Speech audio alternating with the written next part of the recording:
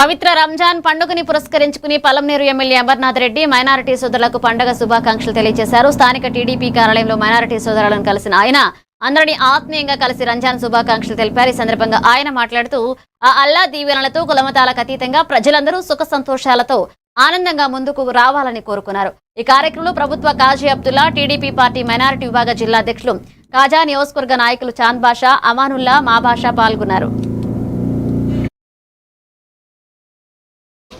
ఈద్ ముబారక్. చాలా సంతోషం. ఈరోజు పవిత్రమైన రోజు.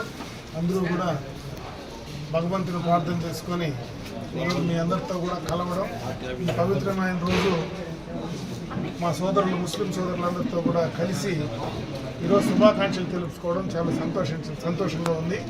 ఎందుకంటే హిందువులు ముస్లింలు కలిసి ఉండేటువంటి ప్రాంతాలు మనవి.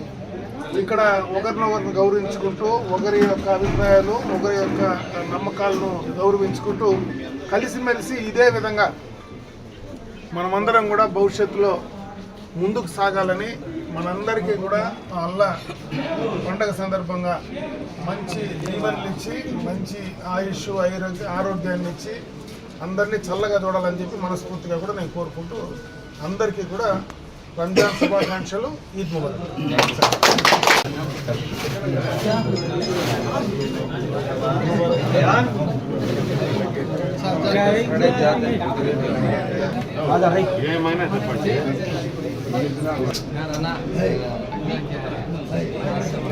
अच्छा।